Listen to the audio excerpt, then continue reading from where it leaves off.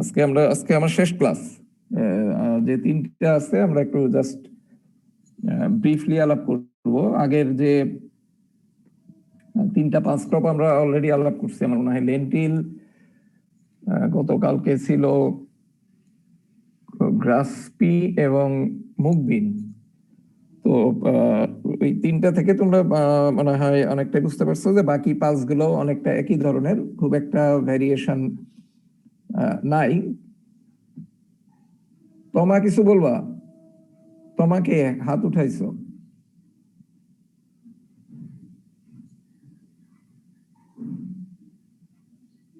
তোমাকে কিছু বলতে চাও? না স্যার, ভুলে উঠে গেছে। আচ্ছা ঠিক আছে, এখন আবার হাত নামিয়ে ফেলো, তাহলেই হবে। Thank you. ওকে, তাহলে আমরা আজকে পিজিয়ন পি, গ্রাম আর ব্ল্যাক গ্রাম, এই তিনটা ডিসকাস করব। শুরু করি প্রথমে পিজিয়ন পি দ্বারা। এটাকে আবার রেড গ্রামও বলা হয়। ওকে, এটা সায়েন্টিফিক নেম ক্যাজানাস ক্যাজান। খুব কমন একটা পালস না, তোমরা হয়তো অনেকে এর গাছও দেখোনি। ফার্মার লেভেলে কাল্টিভেশন খুবই কম, মানে রিজিয়ন স্পেসিফিক কিছু কিছু এলাকায় এটা চাষ করা হয়, এবং অনেক ক্ষেত্রেই ফার্মার এটা জমিতে চাষ না করে পতিত জমি বা অন্যান্য জায়গাগুলোতে এটা চাষ করে, এবং সে কারণে ততটা পপুলারও না। আর এটার আর একটা প্রবলেম হলো অন্যান্য পালসগুলোর তুলনায় এটা ডিউরেশন অনেক বেশি। যেগুলো লোকাল ভ্যারাইটি আছে প্রায় 10 মাস 11 মাস লেগে যায় ম্যাচিউর হতে। তবে যেগুলো ডেভেলপড ভ্যারাইটি সেগুলো আবার ম্যাচুরিটি অনেক কম। যাই হোক, এখানেও প্রোটিন অন্যান্যগুলোর চাইতেও তুলনামূলকভাবে কম। আমরা আগের পালসগুলোই দেখছি মোর দেন 20%, এখানে below 20%। Like other pulse crop, it can also be fed to the animal, the leaves, shoot, pods সবই। এবং যেহেতু লিগিউম, কাজে নাইট্রোজেন ফিক্সেশন করবে, নতুনত্ব কিছু নাই। অরিজিন এগুলো অ্যাঙ্গোলা বা নীল নদী, অর্থাৎ ওই যে আমরা যেটা বলি মিশর, ওই এলাকাগুলো এটা হলো অরিজিন। এবং অবশ্যই ট্রপিক্যাল বা সাবট্রপিক্যাল রিজিয়নে ভালো হয়, এবং হাই টেম্পারেচার বা ওয়ার্ম ক্লাইমেট এটা পছন্দ করে। এবং টেম্পারেচার অ্যাজ মাচ অ্যাজ 40 পর্যন্ত এটা টলারেট করতে পারে বেশি বেশি হাই টেম্পারেচারে। কিন্তু সাসেপ্টিবিলিটি হলো এটার ফ্রস্ট, অর্থাৎ খুব বেশি ঠান্ডা বা তুষারপাত সহ্য করতে পারে না। একই সঙ্গে স্ট্যাগন্যান্ট ওয়াটারও কিন্তু এটা সহ্য করতে পারে না, যে কারণে এটার কাল্টিভেশন একটু অন্য জায়গায় হয়। আমরা পরের স্লাইডগুলোয় দেখব। গুড ড্রেনেজ ফ্যাসিলিটিস লাগবে, কারণ ওই যে বললাম ওয়াটার স্ট্যাগন্যান্স টলারেট করতে পারে না, এবং সেই কারণে এই সয়েলটা ওয়েল ড্রেইনড হতে হবে। PH almost neutral or slightly acidic.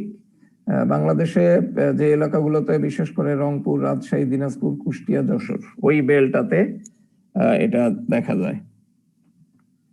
বিশেষ করে একসময় আমি ছোটবেলা দেখছি, এখন যে ওই রংপুর, বিশেষ করে রাজশাহীর ওই রিজিয়নের রেল লাইনের পাশে এই গাছগুলো ফার্মাররা চাষ করতে বেশি উঁচু জমিতে, কারণ যেহেতু দাঁড়ানো পানি একেবারেই সহ্য করতে পারে না, এই কারণে সাধারণত বাঁধ, রাস্তার ধার, রেল লাইনের পাশে এগুলোতে একসময় এগুলো লাগানো থাকতো প্রচুর পরিমাণে।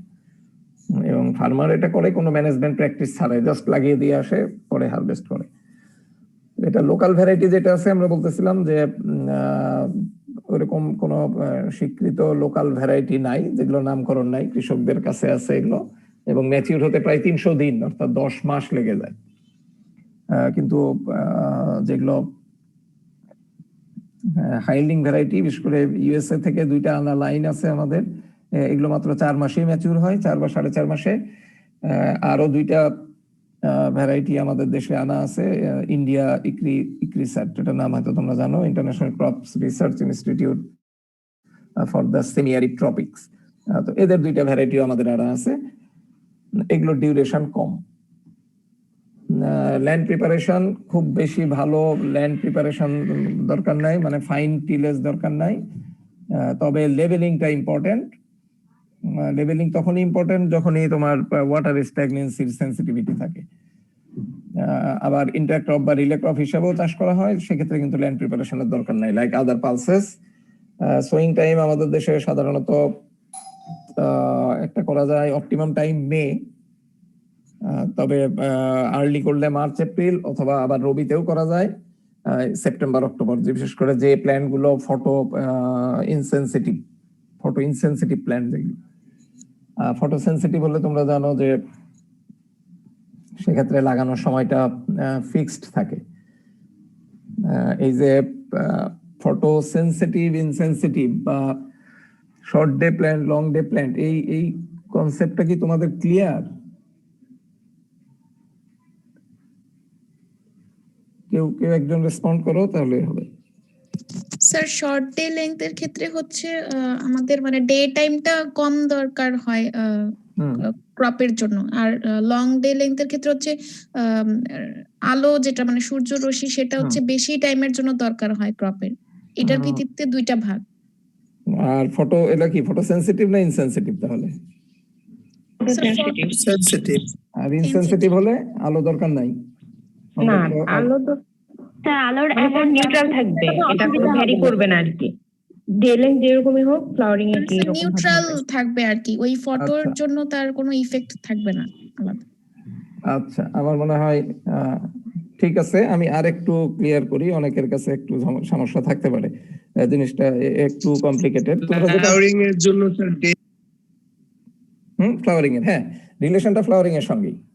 তোমরা ঠিক আছে, তোমরা অন্তত আমার মনে হয় ক্লিয়ার আছে। তাও আমি একটু ক্লিয়ার করি, অনেকের কাছে হয়তো বিষয়টা পরিষ্কার নাও থাকতে পারে। জিনিসটা তোমাদেরও আর একটু হয়তো ফার্দার ক্লিয়ার হবে। জিনিসটা হলো যে ফ্লাওয়ারিং এর সঙ্গে ডে লেংথের কোনো সম্পর্ক যদি থাকে, তাহলে সেটাকে আমরা বলি ফটো সেন্সিটিভ ক্রপ। আর ফ্লাওয়ারিং এর সঙ্গে যদি ডে লেংথের কোনো সম্পর্ক না থাকে কোনো পার্টিকুলার স্পিসিসের, তাহলে আমরা সেটাকে বলি ডে নিউট্রাল ক্রপ বা ফটো ইনসেনসিটিভ ক্রপ। এখন যখনই একটা ক্রপ ফটো সেন্সিটিভ হবে, তখন তার একটা ক্রিটিক্যাল ডে লেংথ থাকতে হবে। ক্রিটিক্যাল ডে লেংথ, এখন ওই যে তোমরা বললা যে লম্বা day length, short day length, আসলে ঠিকই আছে, তবে লম্বা মানে এই নয় যে 14 ঘন্টা 15 ঘন্টা, শর্ট মানে এই নয় যে একবারে 5-6 ঘন্টা। আসলে ক্রিটিক্যাল ডে লেংথ একটা থাকবে ওই ক্রপটার, যদি সেটা ফটো সেন্সিটিভ হয়।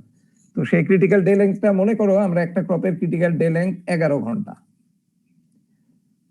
ধরে নিলাম, যে একটা ক্রপের ক্রিটিক্যাল ডে লেংথ 11 ঘন্টা, এবং সেটা ফটো সেন্সিটিভ ক্রপ বলেই তার ক্রিটিক্যাল ডে লেংথ আছে, সেটা 11 ঘন্টা। এখন সেটা শর্ট ডে হলে ফুল দিবে কখন? যদি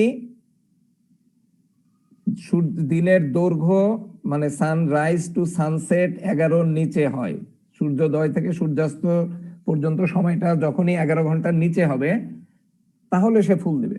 তার মানে এটা ফটো শর্ট ডে প্ল্যান্ট। আর যদি 11 ঘন্টার উপরে চলে যায়, অর্থাৎ সরি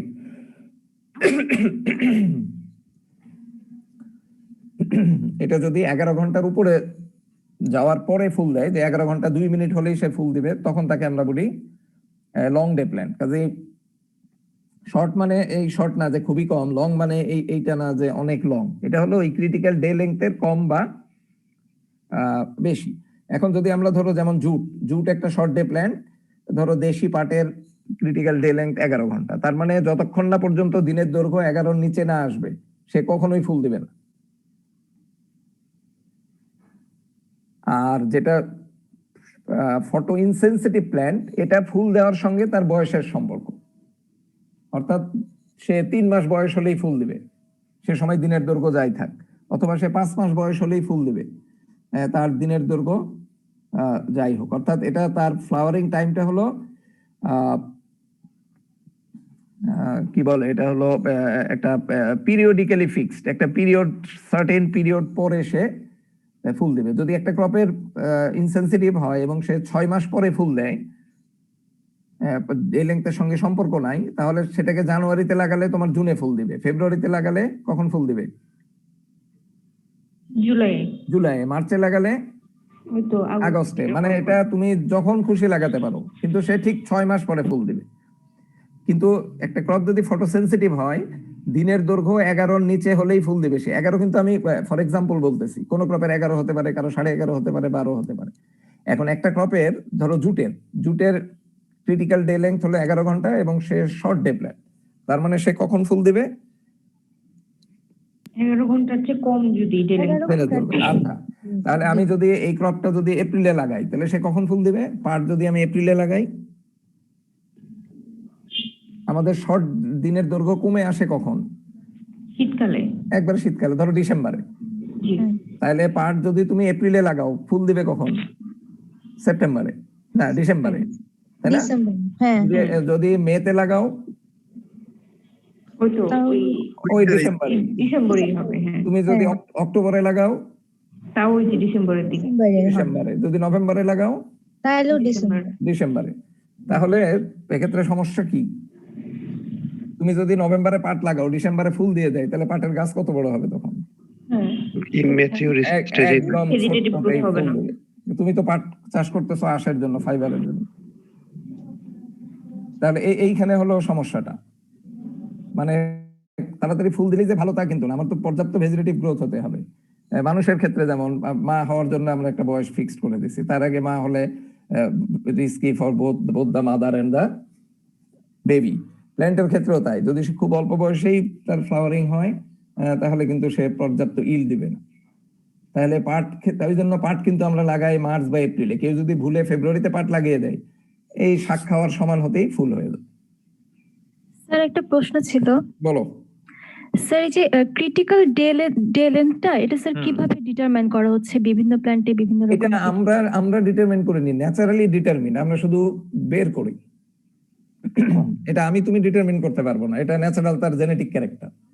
আমরা শুধু রিসার্চ করে বের করছি যে পাট যখনই লাগাও না কেন, দিনের দৈর্ঘ্য যদি 11 ঘন্টার নিচে চলে আসবে যেদিনই, পরের দিনই ফুল দিয়ে দিবে না, পরের দিনই সে ফুলের রিপ্রোডাক্টিভ স্টেজে চলে যাবে, অর্থাৎ ফ্লাওয়ারিং এর মেকানিজম সে ভিতর শুরু করবে। তারপরে ফুল দিতে তার 15 দিন লাগতে পারে, 1 মাসও লাগতে পারে। কিন্তু যতক্ষণ পর্যন্ত দিনের দৈর্ঘ্য 11-র নিচে না আসবে, পাট গাছের বয়স যদি 10 বছর হয়ে যায়, সে ফুল দিবে না। জি স্যার, থ্যাংক ইউ। কারণ তারটা হলো টাইমলি ফিক্সড, যে ডিসেম্বরে সে ফুল দিবে। সে তো আর ক্যালেন্ডার নাই তার কাছে, সে তো ডিসেম্বর চেনে না, সে চেনে ডে লেন্থ। আর অন্য ক্রপ যেটা, সেটা হলো পিরিয়ডিক্যালি ফিক্সড, তার বয়স 5 মাস হলেই সে ফুল দিবে, তুমি যখনই লাগাও। তার মানে সে হলো ফটো ইনসেনসিটিভ। এই ঠিক আছে তাহলে, না? আমার মনে হয় মোটামুটি জি স্যার। একটা ধারণা হয়েছে তোমাদের। ওকে, তো আমরা এইগুলো যদি ইনসেনসিটিভ হয়, তাহলে আমরা সারা বছরই লাগাতে পারি, কোনো সমস্যা নাই। কিন্তু সেনসিটিভ হলে কিন্তু তোমাকে তখন ডে লেন্থ হিসাব করতে হবে, এমন ভাবে লাগাতে হবে যেন ফুল আসার আগে সে পর্যাপ্ত ভেজিটেটিভ গ্রোথ হয়। সোয়িং মেথড একই, like other pulse crop, broadcasting হতে পারে, লাইন সোয়িং হতে পারে, এবং আমরা সব ক্ষেত্রেই লাইন সোয়িং প্রেফার করি, কারণ এক্ষেত্রে প্রত্যেকটা প্ল্যান্ট পর্যাপ্ত স্পেস পায়, উইডিং সুবিধা হয় ইত্যাদি। এবং সিড রেট স্বাভাবিকভাবেই তোমার যদি লাইনে লাগাও কম লাগবে, ব্রডকাস্ট করলে বেশি লাগবে, আবার মিক্সড বা ইন্টারক্রপ করলে কম লাগবে, স্বাভাবিক। সোয়িং ডেপথ তো তোমার রেঞ্জ আছে এখানে একটা, ওই যে বললাম depend on the soil moisture content. Sowing depth নির্ভর করে আসলে দুইটা জিনিসের উপর, একটা হলো ময়েশ্চার কন্টেন্ট আর একটা হলো সিড সাইজ।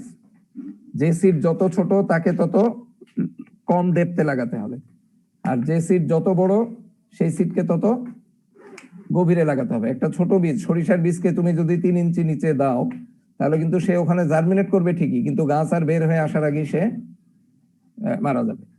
সো সবসময় মনে রাখবে যে সোয়িং ডেপথ নির্ভর করে দুইটা জিনিসের উপর, সিড সাইজ বেশি, ডেপথ বেশি, ছোট বীজ মাটির উপরে লাগাতে হবে, আর সয়েল ময়েশ্চার কন্টেন্ট, ময়েশ্চার বেশি থাকলে উপরের দিকে, ময়েশ্চার কম থাকলে নিচের দিকে। ফর এনি ক্রপ তোমরা দেখবা নারিকেল যখন লাগায়, নারিকেলের বীজ অনেক বড়, এটা কিন্তু মাটির প্রায় 3 ফিট গভীরে লাগায়। সো এটা কমন। ফার্টিলাইজার নিয়ে বলার কিছু নাই, অ্যাজ ইউজুয়াল। উইডিং, ওয়াটার ম্যানেজমেন্টের ক্ষেত্রে আমরা, আচ্ছা এখানে একটা কোথাও বাদ গেলাম নাকি একটা পয়েন্ট। আচ্ছা এইখানে একটা জিনিস দেখো, এইখানে আছে যে In Bangladesh, mainly grown on embankments and roadsides where rainwater does not stand. এটা আমি প্রথমে বলছিলাম যে বাংলাদেশে কিন্তু পিজিয়ন পি, যেটাকে বাংলায় আমরা বলি অড়হর, সেই অড়হর কিন্তু সাধারণত রাস্তার ধারে বাঁধে এইখানে লাগানো হয়, উঁচু জায়গা, ঢালু জায়গা, যেখানে পানি দাঁড়াবে না। এগুলো ঠিকই আছে। ফার্টিলাইজার একই, উইডিং, ওয়াটার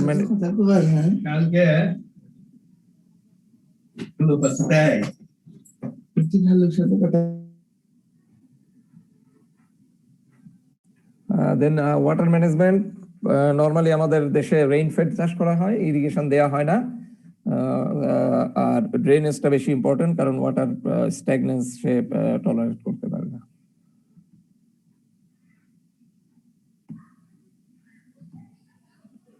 হারভেস্টিং দুই ভাবেই করা হয়। অনেক সময় পুরো গাছই টেনে তোলা হয়, uprooting the whole plant by cutting the base, অথবা গাছের গোড়া রেখে আসা হয়, শুধু উপরের অংশ কেটে নেওয়া হয়। এখানে নতুন কিছু নাই, কমন সব এর ক্ষেত্রেই। ইল্ড এটার আরো কম। ড্রাইং স্টোরেজ সেম, আমি এখানে আমার মনে হয় আলাপের কিছু নাই। নেক্সট আমরা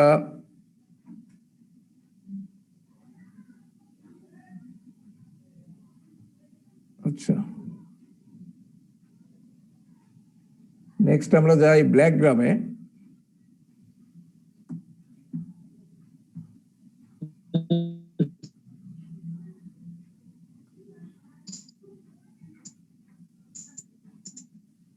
হ্যাঁ, তোমরা কি দেখতে পাচ্ছ নতুনটা? স্যার দেখতে পাচ্ছি। হ্যাঁ, ব্ল্যাক গ্রাম। ওকে, আমরা নেক্সট যেটা ব্ল্যাক গ্রাম, যদি ছোট হয় এবং একটু মিউট করো নয়েজ, তাহলে তো সোয়িং ডেপথ। হ্যাঁ আমার সাথে কথা বলতে, হ্যাঁ বলো। সোয়িং ডেপথ,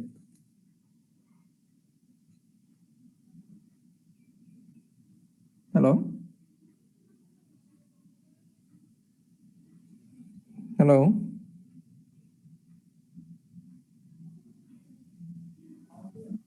হ্যাঁ কেউ মনে হয় সোয়িং ডেপথ নিয়ে কিছু বলতেছিল। হ্যাঁ স্যার ওর নেটওয়ার্কে মনে হয় প্রবলেম। আচ্ছা আচ্ছা, ঠিক আছে, ও আবার আসলে প্রশ্ন করতে পারবে।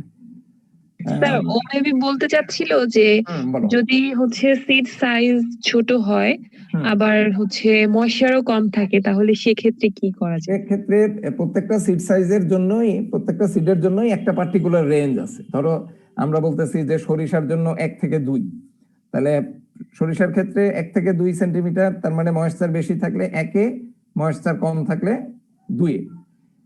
কিন্তু ভুট্টার জন্য মনে করো রেঞ্জ হলো 4 থেকে 8 সেন্টিমিটার, তাহলে ভুট্টার ক্ষেত্রে তুমি ময়েশ্চার বেশি থাকলে 4, কমে থাকলে 8। এখন সরিষার ক্ষেত্রে তোমার ময়েশ্চার যতই কম থাক, তুমি 8-এ চলে গেলে তো সে মাটির নিচে জার্মিনেট করবে, কারণ জার্মিনেশনের জন্য লাইটের প্রয়োজন নাই, কিন্তু জার্মিনেশন করার পরে সে তো আর মাটির উপরে আসবে না, তো কাজেই আসলে কিন্তু লাভ নাই। সেক্ষেত্রে তোমাকে ময়েশ্চার দিয়েই জার্মিনেশন করাতে হবে। তুমি ময়েশ্চারের জন্য 1 ফুট নিচে চলে গেলা, তাহলে তো আলটিমেটলি হবে না, কারণ বীজের জার্মিনেশনের পরে তার যে রেডিক্যালটা বের হয়, সেটা তো বীজ যত ছোট, রেডিক্যালের সাইজ তত ছোট। কাজে সে তো যদি আলোর মুখ না দেখে, তাহলে তো ফটোসিনথেসিসের অভাবে মারা যাবে, জার্মিনেশন হয়েও লাভ নাই। তো আমি ক্লিয়ার করতে পারছি? আসলে প্রত্যেকটা ক্রপের জন্য একটা রেঞ্জ বলা আছে, ওই রেঞ্জের মধ্যেই তোমাকে থাকতে হবে, তার বাইরে তুমি যেতে পারবে না। প্রয়োজনে তোমাকে একটা লাইট ইরিগেশন দিয়ে তারপরে বীজ লাগাতে হবে, অথবা বীজ লাগানোর পরই একটা লাইট ইরিগেশন দিতে হবে জার্মিনেশন এনশিওর করার জন্য।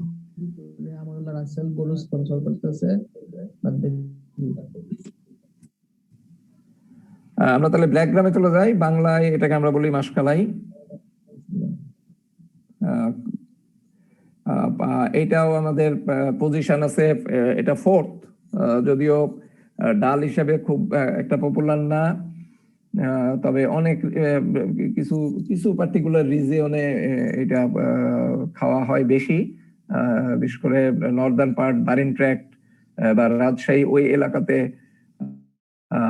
বগুড়া, জয়পুরহাট ওই বেলটাতে এগুলো হয়ও বেশি, যে কারণে ওইখানে এটা পপুলার। কিন্তু অন্যান্য অনেক ক্ষেত্রে এটা ডাল হিসাবে অন্তত পপুলার না, তবে এটার অন্য ব্যবহার আছে। যেমন এখানে দেখো যে হালুয়া বা আমরা যে আমিত্তি খাই, জিলাপির মতো যেটা, ওইটা একটা আলাদা ফ্লেভার আছে। ওই ক্ষেত্রে কিন্তু এই মাসকালের ডাল কিন্তু আমিত্তি বানানোর জন্য একটা অপরিহার্য জিনিস। কাজে এইরকম কিছু কিছু স্যাভরি ডিশ, অর্থাৎ কিছু কিছু স্পেশাল ডিশে এইটা লাগে। অনেক ক্ষেত্রে তোমার ডালের বড়ি বানায় অনেক এলাকাতে চাল কুমড়ো দিয়ে, সেক্ষেত্রে এই ডালটা লাগে, সেক্ষেত্রে অন্য ডাল দিয়ে এই কাজটা হয় না। কাজে স্পেশাল এটার কিছু ব্যবহার আছে। ইন জেনারেল মানুষ হয়তো এটাকে ডাল হিসেবে ঠিক ততটা পছন্দ করে না। আর এর আর একটা সুবিধা আছে, এটা খুব একটা ভালো fodder crop, specially for the milk cows, অর্থাৎ যে গরু, ডেইরি কাউ, যে গরু দুধ দিচ্ছে এই অবস্থায় এটাকে ফডার হিসেবে খাওয়ালে দুধের পরিমাণ অনেক বেড়ে যায়। গ্রিন ম্যানুরিং ও করা যায়। আরেকটা এটা সুবিধা হলো যে এটা অন্যান্য পালসগুলোর তুলনায় এটা ডিপ রুটেড। তো ডিপ রুটেড হওয়ার কারণে এটা কিন্তু সয়েল ইরোশন ভালোভাবে কন্ট্রোল করতে পারে। একই সঙ্গে তোমার সয়েলের ডিপার পজিশনের যে নিউট্রিয়েন্ট গুলো, সেগুলোকেও তোমার সে ট্র্যাপ করতে পারে। টাইপস, এটারও দুইটা টাইপস আছে। একটা হলো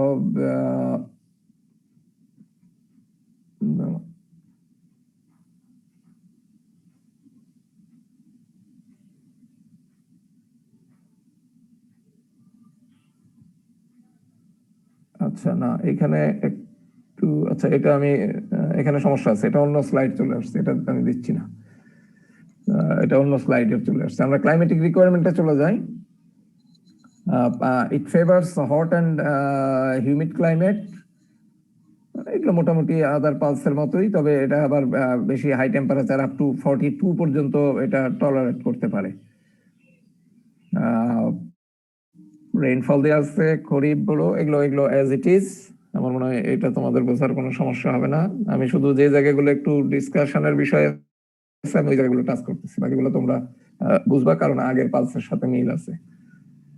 সয়েল রিকোয়ারমেন্ট তো ঠিক আছে।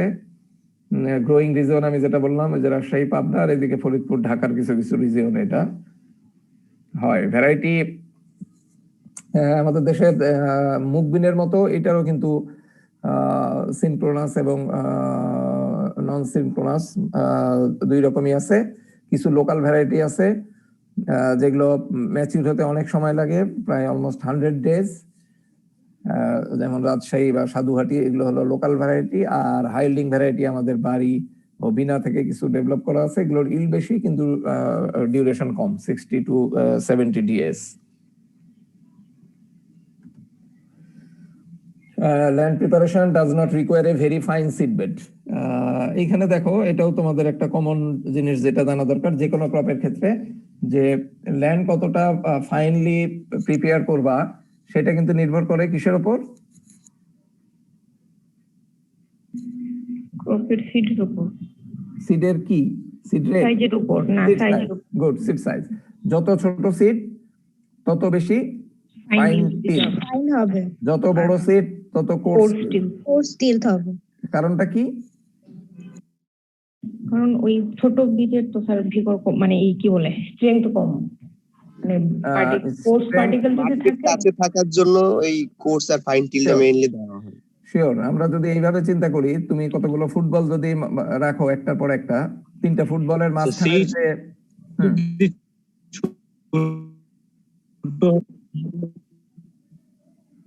শোনা যাচ্ছে না, কে জানি বলতেছে।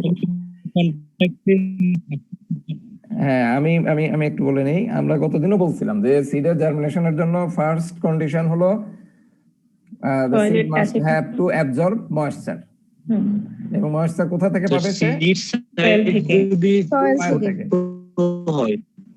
হ্যাঁ, সয়েল থেকে। এবং সয়েল থেকে সে কিভাবে নিবে?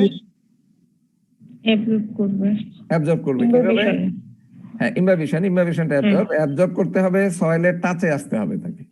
এইখানে কিন্তু ওই যে তোমাদের আমাদের ডিজিটাল কোনো ভালোভাবে সম্পূর্ণ স্যার করা লাগবে স্যার। হ্যাঁ, এইখানে সয়েলকে বীজকে ময়েশ্চার অ্যাবজর্ব করতে হলে তাকে সয়েলের টাচে আসতে হবে, অন্য কোনো উপায় নাই। আমাদের যে ডিজিটাল আমরা যেগুলো ব্যবহার করি, যে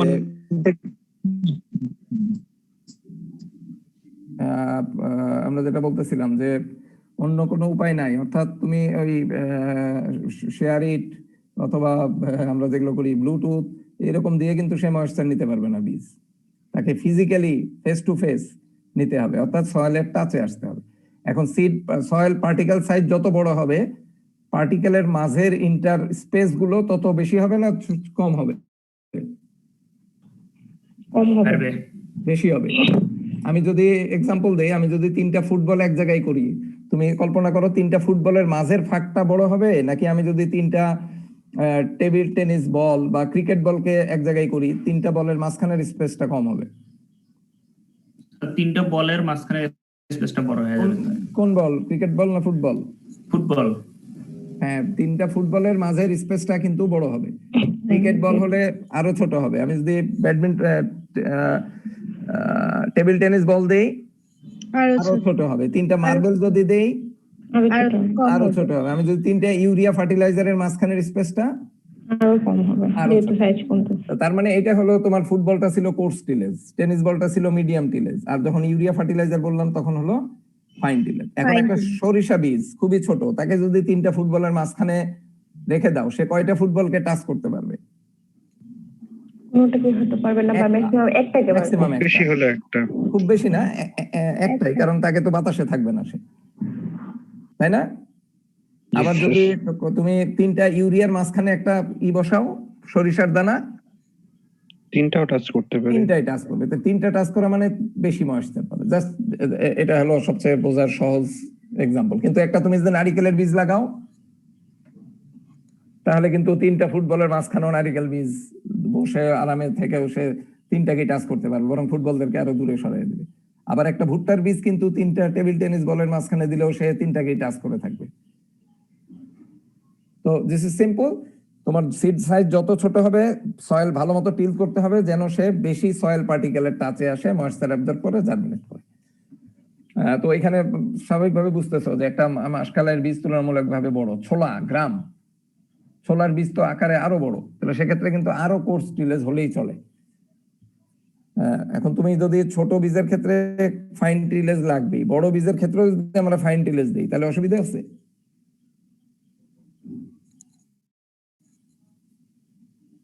আমরা একটা ভুট্টার জমিও যদি একেবারে সরিষার জমির মতো ফাইন টিল দেই, সমস্যা কি? লেবার কস্ট বেড়ে যাবে, খরচ বেশি হবে স্যার। এটা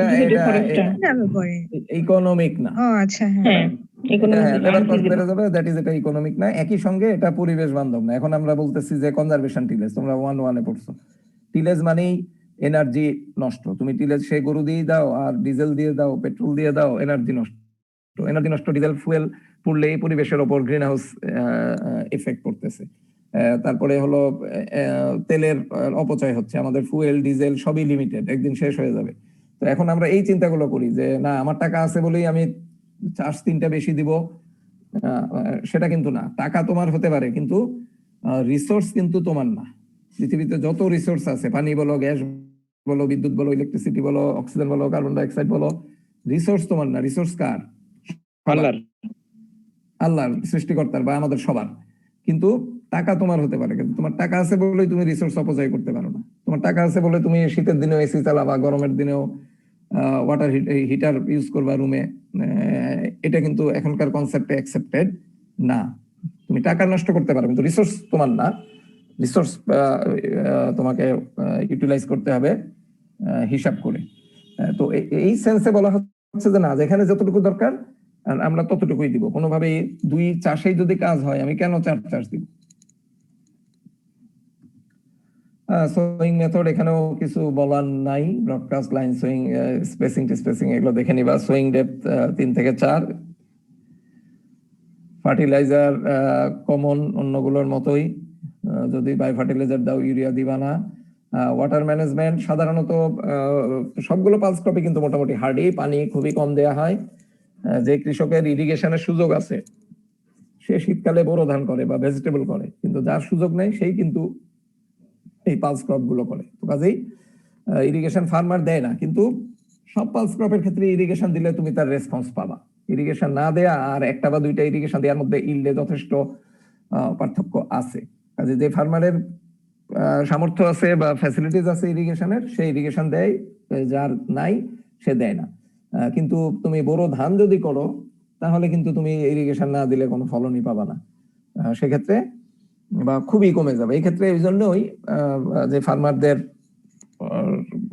সুবিধা আছে তারা কিন্তু ধানে করে, যাদের সুবিধা নাই তারা বাধ্য হয়ে এই ক্রপ গুলো করে। এই কারণে পালসগুলো আমাদের দেশে নেগলেক্টেড ক্রপ।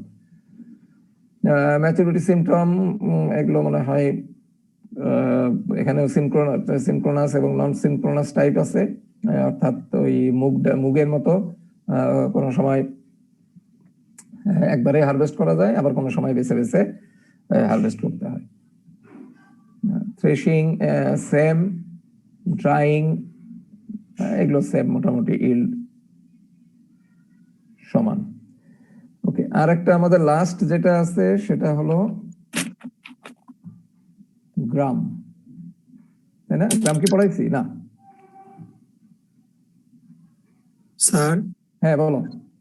স্যার ইয়াসিনক্রোনাস ভ্যারাইটির ক্ষেত্রে তো আমরা তো নরমালি পালস গুলা গাছ সহ হারভেস্ট করি, তো ইয়াসিনক্রোনাস এর ক্ষেত্রে আমরা কিভাবে হারভেস্ট করব? হারভেস্ট হইছে আমরা মুগ বিনে যেটা বলছিলাম, তোমার টমেটো বেগুন যেভাবে হারভেস্ট করো, তোমার ফার্মার একটা সময় ম্যাচুরিটি আসা শুরু হয়, ফার্মার ওই সময় ফিল্ডে যায়, সে একটা বস্তা বা ডালি নিয়ে যায়। তারপরে নরমালি তো একটা গাছের কোন ফলগুলো আগে আসে, নিচের গুলো না উপরের গুলো? নিচের গুলো। তো সে প্রথম দিকে যখন পাকা শুরু হয় সে নিচের দিকে যে নিচের ফলগুলো হারভেস্ট করে নিয়ে চলে আসে। আবার 7 দিন পরে যে হয়তো দেখলো মাঝের গুলো ম্যাচিওর হয়েছে, তখন মাঝের পট গুলো ছিঁড়ে নিয়ে আসে। আর ফাইনালি শেষের বার সে পুরো গাছ তুলে নিয়ে আসে। টাইম কনজিউমিং, কিন্তু এক্ষেত্রে তোমার উপায় নাই, ওটা টাইপটাই ওই রকম। কিন্তু আবার এখন এই যে হাইল্ডিং যেগুলো বের করা হচ্ছে সেগুলোর ক্ষেত্রে দেখা যাচ্ছে যে আমরা সিনক্রোনাইজড ভ্যারাইটি বের করতেছি, তখন আর ওই প্রবলেমটা নাই, তখন একবারই হারভেস্ট করা যায়। কিন্তু লোকাল ভ্যারাইটি অনেকগুলাই আছে এরকম নন সিনক্রোনাইজড, অর্থাৎ বারবার হারভেস্ট করতে হয়।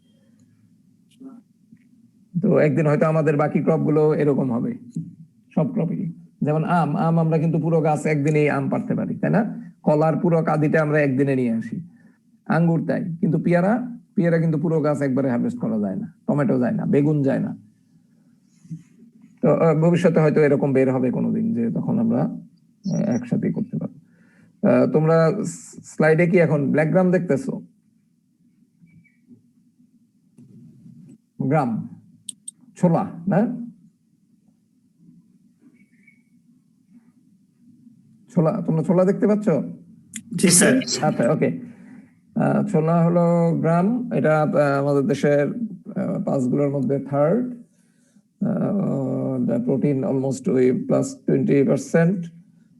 এটারও কতগুলো স্পেশাল ইউজ আছে ডাল বাদে, এটাও ডাল হিসেবে কমই খাওয়া হয়, আমরা কিন্তু খাই বেশিরভাগই। দেখবা যে যেমন রোজার দিনে আমরা ইফতারে আমাদের ছোলা একটা স্পেশাল আইটেম, এরকম আরো কিছু কিছু স্পেশাল আইটেম আছে। এটার একটা বিশেষ গুণ আছে, এটা ব্লাডের জন্য খুবই ভালো, ব্লাডকে পিউরিফাই করে, নাইট্রোজেন ফিক্স করে, এগুলো as usual like other pulses. Origin এটা আমাদের region, India, Pakistan, Afghanistan, India বলতে ইনক্লুডিং বাংলাদেশ, অর্থাৎ ইন্ডিয়ান সাবকন্টিনেন্ট, এন্ড আবার মেডিটেরিয়ান রিজিয়ন, গ্রিস বা ইজিপ্ট, সেগুলোকে ধরা হয়। এটাও তুলনামূলকভাবে লো টেম্পারেচার ফেভার করে, 25 to 30, যেখানে আমাদের আগের ক্রপটা কিন্তু আপ টু 40 পর্যন্ত বা 42 পর্যন্ত টলারেট করতে পারতো। ড্রাউটও কিছুটা এটা টলারেট করতে পারে, এবং শর্ট টার্ম ওয়াটার স্ট্যাগনেশন, অর্থাৎ 2-4 দিনের জন্য পানি জমলেও সমস্যা নাই, কিন্তু লং টার্ম না। Edaphic requirements like other pulse, sandy loam to clay soil, well drained, এটাও বাংলাদেশের রাজশাহী, পাবনা, কুষ্টিয়া, যশোর, অর্থাৎ বেশিরভাগ পালসই তোমার নর্দার্ন আর সাউদার্ন পার্ট এই এলাকায় বেশি হয়, বাংলাদেশের বেশিরভাগ পালস। এটা এটা টাইপ দুইটা, একটা হলো দেশি ছোলা বা ব্রাউন, আমাদের যেটা আমরা খাই সবসময়, আর একটা দেখবা বাজারে কাবুলি আছে, যেটা সাইজে অনেক বড় এবং সাদা রঙের এবং সাইজে বড়, কাবুলি যেটাকে বলে। এটা সাধারণত নরমালি পাকিস্তান, আফগানিস্তান ওই রিজিয়নে। These are the varieties. We have both local and high yielding varieties. এখানে অনেকগুলো নাম আছে দেখো। ল্যান্ড প্রিপারেশন, এটার জন্য কি জমি ভালোভাবে তৈরি করতে হবে না কোর্স? কোর্স মিডিয়াম হ্যাঁ, ডালগুলোর মধ্যে এটারই সিড সাইজ সবচেয়ে বড়। তবে এটার আবার ওই এর মতো এটাও ডিপ রুটেড, কাজে মাটির অনেক গভীরে যায়। কাজে এখানে ফ্রিকোয়েন্সি, নাম্বার অফ টিলেজের দুইটা জিনিস আছে। একটা হলো টিলতের সঙ্গে সম্পর্ক হলো তুমি কয়বার জমি চাষ করলা, আর একটা হলো শ্যালো টিলেজ আর ডিপ টিলেজ। সেক্ষেত্রে হয়তো তুমি কত গভীরে চাষ করবা। তো এটা যেহেতু ডিপ রুটেড ক্রপ, তুমি টিলেজটা যদি একটু ডিপ টিলেজ দাও, অর্থাৎ মাটির একটু গভীর পর্যন্ত সয়েলটাকে লুজ করে দাও, তাহলে তার রুট গুলো বেশি গভীরে যেতে পারবে। আর বেশি গভীরে গেলে সুবিধা না অসুবিধা?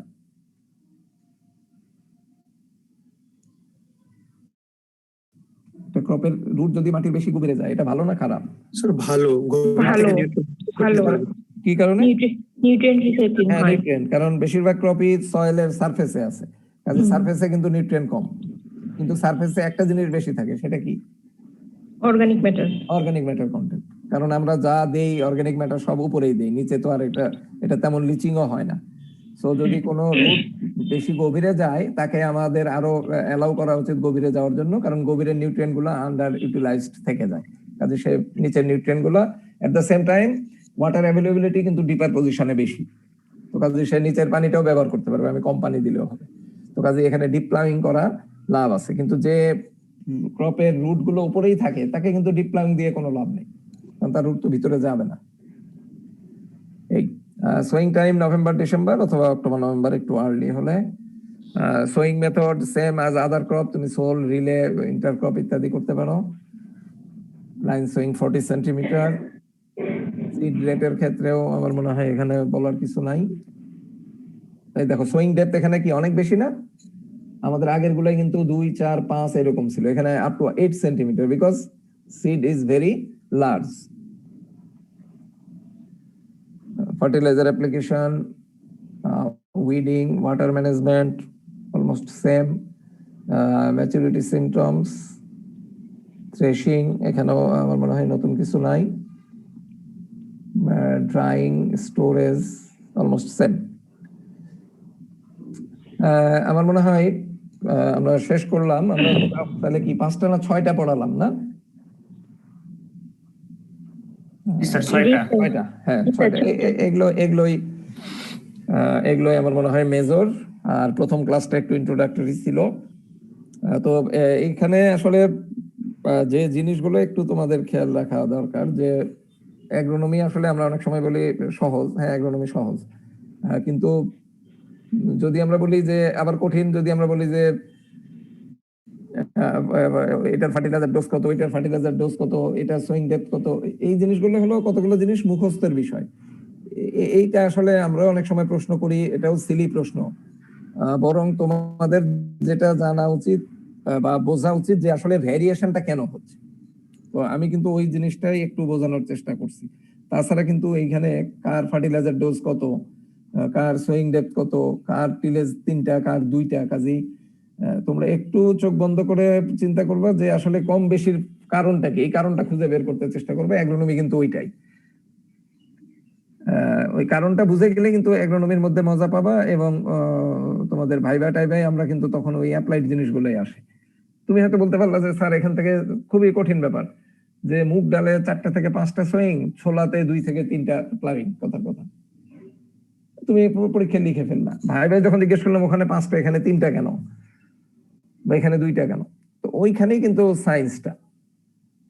তো কাজে এই জিনিসগুলো তোমরা একটু পড়ার সময় একটু বাইরে পড়ার বইয়ের মধ্যে, নোটের মধ্যে থেকে না এসে একটু বাইরে এসে জিনিসটাকে দেখার চেষ্টা করলে কিন্তু জিনিসগুলো খুব ক্লিয়ার বা সিম্পল হয়ে যায়। যে জাস্টিফিকেশনটা কি, কেন 4টা প্লাউইং, কেন 3টা প্লাউইং, কেন গভীরতা ওখানে 6 সেন্টিমিটার, এখানে 3 সেন্টিমিটার, কেন আবার আমরা অনেক সময় প্রশ্ন করি যে রেঞ্জ কেন দিচ্ছি, গভীরতা 4 থেকে 8 সেন্টিমিটার কেন। তো তখন কিন্তু তোমার উত্তর সিম্পল, যে স্যার যদি সয়েলে ময়েশ্চার বেশি থাকে 4, কম থাকে 8, সিম্পল। কাজে আমার মনে হয় শুধু মুখস্থ না করে একটু বোঝার চেষ্টা করো যে কারণগুলো কেন ঘটতেছে। গভীরভাবে চিন্তা করলে আমার ধারণা তোমরা নিজেরাই কারণ বের করতে পারবা, কারণ বেসিক জিনিসগুলো আমরা আগের লেভেলে পড়াইছি। আর তারপরেও কোনোটা বুঝতে সমস্যা হলে তখন তো স্যাররা আছেন। এখন কারো কোনো প্রশ্ন থাকলে বলতে পারো, অথবা পরে মনে হলেও যখনই মনে হোক যে কোনো সময় প্রশ্ন করতে পারো, কোনো সমস্যা নেই। বলো স্যার, ফ্লাওয়ারিং এর উপর যেমন বললেন শর্ট ডে প্ল্যান্ট আর হচ্ছে লং ডে, এরকম ভেজিটেটিভ এর উপর ডিপেন্ড করে কি ওই যে কোল্ড ডে ক্রপ গুলো যে বলে ওটা কি স্যার ওদের ভেজিটেটিভ গ্রোথের উপর ডিপেন্ড করে বলে? না, কোল্ড ডে ওটা টেম্পারেচারের বিষয়, এটার সঙ্গে শুধু ভেজিটেটিভ যে তা না, ভেজিটেটিভ রিপ্রোডাক্টিভ ওভারঅল মিলেই কিছু ক্রপ আছে তার ভেজিটেটিভ স্টেজে হাই টেম্পারেচার দরকার, কিন্তু ফুল আসতে লো টেম্পারেচার দরকার। তো সেক্ষেত্রে আমরা কিন্তু সিজন ফিক্সড করে ফেলি। তো এইখানে তোমার ওভারঅল একেবারে এইভাবে স্পেসিফিক কিছু করা যাবে না। সেক্ষেত্রে যেটা করা হয় যে নর্মাল তার কি ধরনের টেম্পারেচার দরকার তার ভিত্তিতে আমরা বলি যে নর্মালি যদি আমরা শীতকালে যেগুলো চাষ করি এগুলো হলো কোল্ড লাভিং ক্রপ, আর যেগুলো গরমে চাষ করি সেগুলো হলো টেম্পারেচার লাভিং ক্রপ। এই তোমরা কি ফর্মটা পেয়েছো না? স্যার, হ্যাঁ বলো। আমরা যে চটপটি খাই ওটা কি পালসের ভিতরে পড়ে? হ্যাঁ হ্যাঁ অবশ্যই। ওটা কোনটা স্যার? চটপটি করে তোমার হলো একটা যে করে মটর দিয়ে করে, মটর দিয়ে করে, আবার কিছু কিছু ক্ষেত্রে আমি দেখছি যে সাদা ছোলা দিয়েও কিন্তু কোনো কোনো জায়গায় করে, কিন্তু নরমালি ওটা মটর। হ্যাঁ, মটর দিয়ে। আচ্ছা স্যার। স্যার, ছোট সিডের ক্ষেত্রে ফাইন টিলেজ আর বড় সিডের ক্ষেত্রে কোর্স টিলেজ দিলেই হয় স্যার, এটা একটু আরেকবার বললে ভালো হইতো স্যার। আচ্ছা, আমি ক্লিয়ার করতেছি। সিড আমরা পাইনি স্যার। হ্যাঁ, অ্যাটেন্ডেন্স শীট পাইনি স্যার, আপনি বললেন। ও যায়নি এখনো? না স্যার। ও সরি, এটা যে ওই প্রাইভেট হয়ে আছে, আমি এভরিওয়ানে দিচ্ছি, সরি। হ্যাঁ, এখন গেছে মনে হয়। পাইছো? স্যার আসছে। আচ্ছা ঠিক আছে। ও সিডের যেটা বলতেছিলা, সিডের জার্মিনেশনের জন্য প্রথম দরকার পানি। পানি না পেলে সে জার্মিনেট করবে না, এবং পানি সে নিবে সয়েল পার্টিকেল থেকে। এখন তুমি একটা সয়েল পার্টিকেলকে বীজের সিডের টাচে আনতে গেলে যদি বীজটা ছোট হয় তাহলে সয়েল পার্টিকেল গুলোকেও ছোট করতে হবে, আর যদি সিড সাইজ বড় হয় সয়েল পার্টিকেল গুলো বড় থাকলেও চলবে, ছোট হলেও তো চলবেই। তো এই কারণে তুমি সিড সাইজ যত ছোট, জমি প্লাইং তত বেশি করে পার্টিকেল গুলোকে ছোট ছোট করে দিতে হবে, যেন বীজ ফেললে সে 2-3টা পার্টিকেলের মাঝখানে যখন পড়বে মাঝখানের গ্যাপটা যেন বড় না থাকে। সে যদি 3টা ঢেলার মাটির বড় ঢেলার মাঝখানে একটা বীজ পড়ে, সে তো শুধু যে মাটির ঢেলার উপর পড়বে সেটা থেকে ময়েশ্চার পাবে, বাকিগুলো থেকে সে তো ময়েশ্চার পাবে না, কারণ তাদের মধ্যে গ্যাপ আছে। কিন্তু যখন মাটির কণাগুলোকে ছোট করে দিবা, আমি যেমন এক্সাম্পল দিলাম যে মার্বেলের সাইজ করে দিবা, তখন 3টা মার্বেলকে আমি যদি সাজাই একটার উপর একটা, না 3 কোণা করে পিরামিডের মতো, সরি, তাহলে দেখবা ওই যে 3টার মাঝখানে যে গ্যাপটা, বা সেলের ক্ষেত্রে আমরা যেমন বলি ইন্টারসেলুলার স্পেস, আন্তঃকোষীয় কি বলে জানি স্পেস, তো ওইটা কিন্তু কমে আসবে। আর 3টা ফুটবলকে তুমি যদি পিরামিডের মতো করে সাজাও, মাঝখানের স্পেসটা অনেক বড়। তো এই কারণে সয়েল পার্টিকেলকে তুমি যত ছোট করে দিবা, ছোট বীজের সয়েল থেকে ময়েশ্চার নেওয়ার সম্ভাবনা তত বাড়বে। এবং শুধু তাই না, আমরা বীজ মাটি দিয়ে ঢেকে দিয়ে আবার এটাকে বলি কম্প্যাক্ট করে দিতে, হাত দিয়ে একটু চাপ দিলে হবে কি, ওই স্পেস ফাঁকা জায়গাগুলো আরো মিনিমাইজ হয়ে যাবে। তারপরে যদি একটু পানি ছিটিয়ে দাও, তখন আবার ফাঁকা জায়গাগুলো আবার বন্ধ হয়ে যাবে, পানি যখন নিচে যাবে সে সয়েল পার্টিকেলকে নিয়ে যাবে, তখন দেখবে বীজ চারিদিক থেকেই ময়েশ্চার পাবে এবং সে জার্মিনেট করবে। জি স্যার, বুঝছি স্যার, থ্যাংক ইউ। হ্যাঁ, ওকে, ওয়েলকাম। তাহলে আমার ক্লাস আজকে শেষ, আগামী রোববার থেকে হয়তো অন্য স্যার শুরু করবেন। কারো যদি যে কোনো সমস্যা থাকে, যে কোনো ফর্মে আমার সঙ্গে দেখা করে বা ফোনে, মেসেঞ্জারে, যে কোনো ভাবে, ইমেইল, সবকিছুই ওপেন থাকলো, যে কোনো সময় যোগাযোগ করবা। আর নোটগুলো যে কোনো একজন আমাকে একটু ইমেইলটা দিয়ে রাখো, আমি ইমেইলে নোট পাঠিয়ে দিব হয়তো। তোমাদের সিআর বা এরকম কেউ থাকলে স্যার বলো। একটা প্রশ্ন ছিল। বলো বলো, কোনো সমস্যা নাই। স্যার এবারের আমাদের কোর্স টাইটেলটা ক্রপ হাজবেন্ডারি, স্যার এটার মানে কারণটা কি sir? Crop husbandry crop husbandry মানে এনিম্যাল হাজবেন্ডারি যেমন পশুপালন, ক্রপ হাজবেন্ডারি মানে হলো শস্য পালন, অর্থাৎ হাজবেন্ডারি মানে লালন পালন। তো আমাদের এইবারের কোর্সে আমরা তো প্রোডাকশন টেকনোলজি পড়াচ্ছি সব ক্রপের। আমরা 1-1 তোমরা দেখছিলে আমরা বেসিক জিনিস পড়াইছিলাম সব, তাই না? জি স্যার। অ্যাগ্রোনমি কাকে বলে, সিড তোমার fertiliser, nutrient, irrigation, drainage, intercultural operation, তোমাদেরকে ওগুলো আমরা তখন শিখিয়েছি। 1-2 আমরা সিড সম্পর্কে যাবতীয় শিখিয়েছি। 2-1 আমরা উইড কিভাবে ম্যানেজ করে শিখিয়েছি। সব বেসিক শেখা শেষ, এখন আমরা চলে আসছি ক্রপ প্রোডাকশন। অর্থাৎ আমরা যদি বলি যে আমরা সরাসরি রান্নায় চলে আসছি। আগের সেমিস্টার গুলোতে আমরা পেঁয়াজ কেটেছি, মশলা বেটেছি, তরকারি কেটেছি ইত্যাদি। এখন আমরা রান্না করতেছি। হাজবেন্ডারি মানে পালন, অর্থাৎ চাষ। আর ফাইনাল ইয়ারে যে আমরা আরো কিছু ক্রপ আছে মনে হয় 4-2 তার পাশে কিছু ফার্ম ম্যানেজমেন্টের কিছু বিষয় আছে, আমরা এখানে যাব। এবং 3-2 মনে হয় আরো স্ট্রেস বা এগুলো আছে না, ইরিগেশন, স্ট্রেস, আরো কি? জি স্যার, স্ট্রেস পড়েছে। হ্যাঁ হ্যাঁ, এই জিনিসগুলো আছে। ঠিক আছে তাহলে, থ্যাংক ইউ সবাইকে। আবার হয়তো 4-2 দেখা হবে। ভালো থেকো সবাই। স্যার আসসালামু আলাইকুম। ওয়ালাইকুম আসসালাম। তোমাদের কি এরপরে ক্লাস আছে? আমি এন্ড করব না লিভ করব? স্যার ক্লাস আছে। ও, কোন স্যারের? Sir pathology. কে নিবে তো কি জানি না। আচ্ছা স্যার অনেক সময় আছে, 10 মিনিট আছে আরো। 10 মিনিট, ঠিক আছে। কারো প্রশ্ন থাকলে করতে পারো, আমি আছি। যে কোনো বিষয়ে কোনো আলাপ থাকলে করতে পারো, আমি আছি, সমস্যা নেই।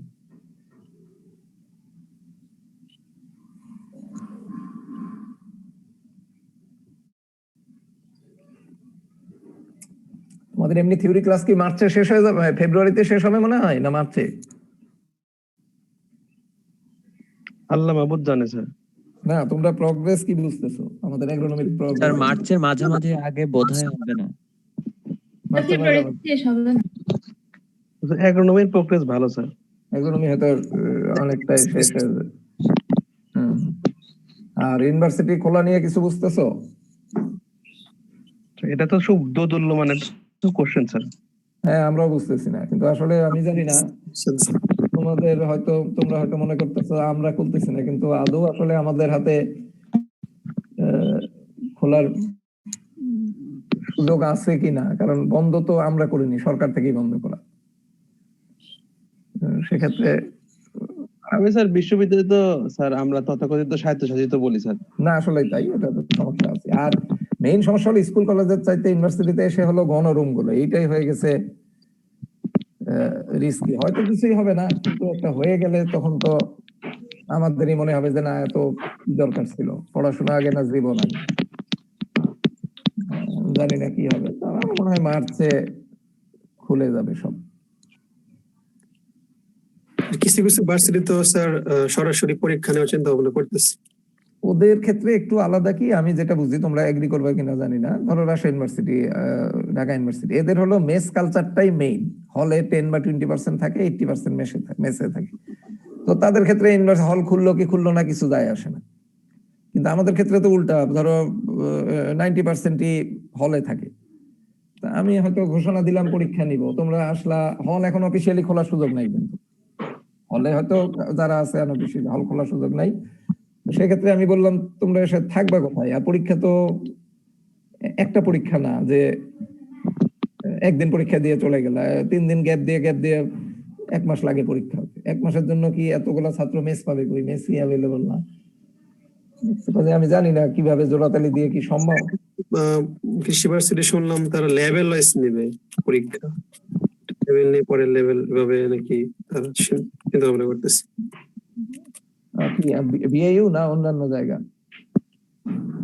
বঙ্গবন্ধু শেখ মুজিব কৃষি বিশ্ববিদ্যালয়।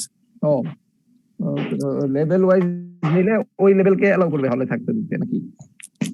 জি স্যার, মানে একটা লেভেলকে অ্যালাউ করবে, পরীক্ষা শেষ করে আরেকটা লেভেলকে অ্যালাউ করবে। ও, এটা হইতে পারে। তারপরেও তো মনে হয় লেংদি প্রসেস, কে আগে আসবে কে পরে যাবে এটা নিয়ে না আবার হয়তো ফাইনালি আর 4-2 নিয়ে আমাদের কনসার্ন বেশি, ওরা একটুর জন্য আটকে আছে। স্যার আমাদের তো প্র্যাকটিক্যাল ক্লাসও বাদ আছে, আবার 2 সেমিস্টার কি একসাথে হবে? এগুলো আসলে বোঝা মুশকিল। তবে সমস্যা হয়ে গেছে কি যে আমরা তো ছুটিগুলো আসলে বাড়তেছে 15 দিন বা 1 মাস করে। আমরা যদি শুরুতেই জানতাম যে 1 বছর খুলবে না, তাহলে কিন্তু একরকম প্ল্যান করা যেত। এই 15 দিন 1 মাস করে ছুটি বাড়তেছে, এর মধ্যে তো লং টার্ম কোনো প্ল্যানিং এও যাওয়া যাচ্ছে না। আমরা যেমন তোমাদের ক্লাস নিলাম, আগে যদি জানতাম 1 বছর, তাহলে তো আমরা তো গত এপ্রিল থেকেই ক্লাস নিতে পারতাম। এর জন্য তো কোনো প্রিপারেশন আমাদেরও দরকার ছিল না, তোমাদেরও দরকার ছিল না। আমার একটা ল্যাপটপ, তোমার একটা স্মার্টফোন থাকলেই হয়ে গেল, তাই না? এটা হয়তো মেজরিটিভ ছিল। স্যার ওটা তো বিষয় না স্যার, বিষয় হলো স্যার যখন প্রত্যেকটা বিশ্ববিদ্যালয় ক্লাস শুরু করে দিছে, তারও 2 মাস পরে স্যার আমরা শুরু করছি স্যার। আমরা কতটা পিছিয়ে স্যার, আমরা কতটা ল্যাগিংসে থাকি, এটা তো বোঝা যায় এখান থেকে। হ্যাঁ সেটা ঠিক, তবে আবার আমার মনে হয় যে অন্য ইউনিভার্সিটির সাথে আমাদের আবার তুলনা করতে গেলে যে একটা স্ট্যান্ডার্ডের তো বিষয় আছে। না স্যার আমি তুলনা করতেছি না স্যার, কারণ আমি যদি তুলনা করি তাহলে স্যার বুয়েটের সাথে তুলনা করি স্যার, বুয়েট তো আরো আগে শুরু করছে। বুয়েট আগে শুরু করছে, হ্যাঁ স্যার বুয়েটের সাথে তো আমরা তুলনা করতে পারি স্যার, তাই না? তা করা যায়। হ্যাঁ সেটা হয়তো 2 মাস হয়তো আরো আগে বাঁচানো যাইত, সেটা হয়তো ম্যানেজমেন্ট আর একটু চেষ্টা করলে। কিন্তু আমার কাছে হ্যাঁ না এটা ঠিক, তা করা যাইতো 2 মাসে। কিন্তু আমার কাছে মেইন যেটা সমস্যা মনে হয়েছে আসলে লং টার্ম কিছু চিন্তা করাটাই মুশকিল হয়ে গেছে, কারণ ছুটি 15 দিন 1 মাস করে বাড়তেছে। এক্ষেত্রে হ্যাঁ 2 মাস আগে করা যেত, সেটা ঠিক, সেটা এগ্রি করাই যায়। কিন্তু তারপরে পরীক্ষা টরীক্ষা গুলো কি হবে, আবার ছুটি, এটা নিয়ে আদৌ কতটুকু সময় সেভ হলো? যেমন তোমাদের থিওরি শেষ, প্র্যাকটিক্যাল করতে কতদিন লাগবে তোমার মনে হয়? স্যার এটা তো আসলে স্পেসিফিক ভাবে বলা যায় না, কারণ আমার ধারণা প্র্যাকটিক্যাল যদি আমরা ওইভাবেই করি, প্র্যাকটিক্যাল করতে কিন্তু আবার ওই 3-4 মাসই লাগবে। তারও বেশি লাগবে স্যার যদি আমরা ট্রেডিশনাল ওয়েতে প্র্যাকটিক্যাল করে যাই স্যার। আলটিমেটলি 1 ইয়ার লস। হ্যাঁ না আমি ওইটাই বললাম যে আমরা হয়তো মনে করতেছি 2 মাস পিছাইছি, কিন্তু যদি এখনো জোড়াতালি দিয়ে অটো পাস একটা জিনিস, আর যদি আমরা ওইভাবেই করতে চাই প্র্যাকটিক্যাল করতে, তো আমার মতে আবার 3 মাসই লাগবে। আমার মতে স্যার সিলেবাসটা কমায় দেওয়া উচিত স্যার, কারণ যদি এভাবে হয় তাহলে স্যার থিওনের পড়া তো অলরেডি ভুলে গেছি আমরা, ওলা আবার পরীক্ষা দিব। হ্যাঁ সেটা ঠিক, সিলেবাস কমায় হতেই পারে, আমরা হয়তো আমাদের সিলেবাস কমাইলাম, কিন্তু আবার চাকরির ক্ষেত্রে আমি জাস্ট এমনি গল্পের খাতিরে গল্প করতেছি। ধরো এমন কিছু সিলেবাস থেকে বাদ দিলাম, চাকরি জীবনে যেহেতু ওই জিনিসটা তোমাদের লাগবেই, তো ম্যাট্রিকের ক্ষেত্রে, এসএসসি ইন্টারমিডিয়েটের ক্ষেত্রে এক জিনিস, আমি ধরো তোমাকে রাইস পড়াইলাম না, সিলেবাস থেকে বাদ দিলাম, এখন তুমি এগ্রিকালচার অফিসার হয়ে যখন রাইসের একটা প্রবলেম আসবে, তুমি কিভাবে সলভ করবা? স্যার আমি বলতেছি না স্যার পড়ানো বাদ দিই স্যার, পড়ানোর জন্য পড়ানো হোক স্যার, কিন্তু পরীক্ষার আগে স্যার সিলেবাস একটু কমায় দিলে হ্যাঁ স্যার পরীক্ষার মধ্যে কমায় দিই, কিন্তু আমাদের সবই পড়ানো হোক, পড়ানোর সমস্যা নাই। হ্যাঁ সেটা অবশ্যই হইতে পারে, সেটা হইতে পারে। দেখা যাক, খুললে একটা তখন ব্যবস্থা করতেই হবে, ব্যবস্থা বের হবে আমার মনে হয় সবাই। স্যার আমাদের এক্সামের ক্ষেত্রেও প্র্যাকটিক্যাল পরীক্ষার সময় মানে এতগুলা গ্রুপ করা হয় স্যার, সময় অনেক বেশি চলে যায়। হ্যাঁ কিন্তু আবার অনেক ক্ষেত্রে আমাদের এগ্রোনমির ক্ষেত্রে একটা বিষয়, আমরা হয়তো 15 জনের জায়গায় 20 জনে নিতে পারি। অনেক ল্যাব ট্যাবে ওদের আবার আপত্তি থাকে, স্লাইড এর বিষয় থাকে, তখন হয়তো ওরা স্লাইড করতে সময় বা পরে এগুলো মিলিয়ে নিতে টিচার যারা থাকে তাদের কিছু কিছু জায়গায় 2-1টা ডিপার্টমেন্টে অনেক সময় সমস্যা হয়। এটা এগ্রোনমিতে হয়তো আমাদের যে নেচার, আমরা হয়তো 15 জনের জায়গায় 20 জন আমরা পরীক্ষা নিতে পারি। বিশেষ করে ভাই যদি একজনকে 5-10 মিনিটও আমরা আলাপ করি, তাহলে তো অনেক সময় চলে যায়। এটা যাই হোক, ইউনিভার্সিটি খুললে হয়তো স্পেশাল কিছু একটা বুদ্ধি বের হবে। তো আমরা দোয়া করি তাড়াতাড়ি আবার খুলুক, তোমাদের সঙ্গে দেখা হোক সবার সাথে। তো ঠিক আছে, তাহলে আমি শেষ করি, আমার মনে হয় স্যার চলে আসবেন।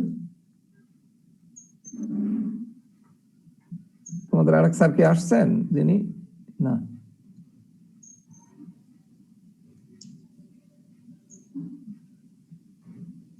না এখনো কেউ আসেননি মনে হয়, না?